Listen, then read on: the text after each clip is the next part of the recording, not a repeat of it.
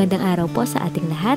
Ngayong araw nga po pala ay kukuha kami ng pako at ito pong pinsan kong si Mama Melay o si Mel Vlog ay uuwi na ng Maynila. Ay para may maipasalubong siyang gulay doon. Nakita mo? Nakita ko. Pakita mo. Nakita mo? Ito. Nakita mo? Ilang beses siya nagsasabi sa'yo. Tagal mo mag-camera. Ang kasama ko nga po palang mama ko ay si Mama Melay, itong kapatid kong dalawa si Ginny, tsaka po si Jean.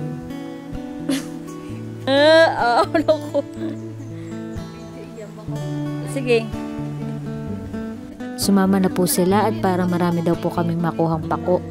Wala nang kadaldalan.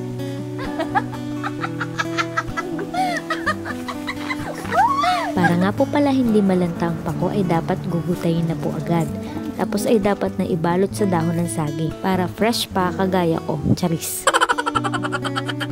Alam niyo po ba dito sa amin nung dati walang masyadong bumibisita sa amin dahil hindi po ganito kaganda ang daan. Talagang literal na gubat. Tapos ay wala pa pong mga tulay kaya yung mga tao dito sa amin ay kalimitan nakapaglalakad mula dito hanggang bayan. Kaya ngayon natutuwa kami kasi ngayon marami na bumibisita sa aming mga kamag-anak. So may dala nga po pala akong tapalang bigay ng kapatid ko galing bayan. Pinakulaan po muna natin siya tapos ay tatanggalin po natin isa-isa sa shell yung laman.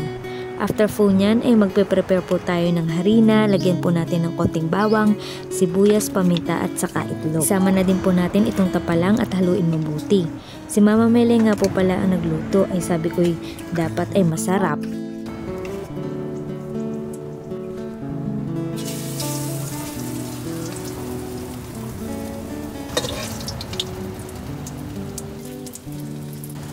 Ay tinikman na nga po namin ay masarap naman kaya sabi namin ay pwede na siya mag-asawa mga 10 ganon charis. So sobrang sarap nga ay hindi na namin na-videohan yung pagkain namin at abay pinag-agawan na nga. Masarap lang kumain na sabay-sabay pero kapag ganito talagang masarap ang ulam ay yung iba ay hindi na marunong magtira. So that's it for today's vlog. Salamat po sa inyong pakikinig sa aking mga chika lagi. And pakisupport po ng aking YouTube channel, ang Marilag Vlog. Maraming salamat din po sa mga nagla-like and nagsishare ng aking videos. At makakaasa po kayong tuwing linggo ay magkaroon po akong bagong vlog. Maraming salamat po ulit. Keep safe and God bless us all. See you on my next vlog. Bye!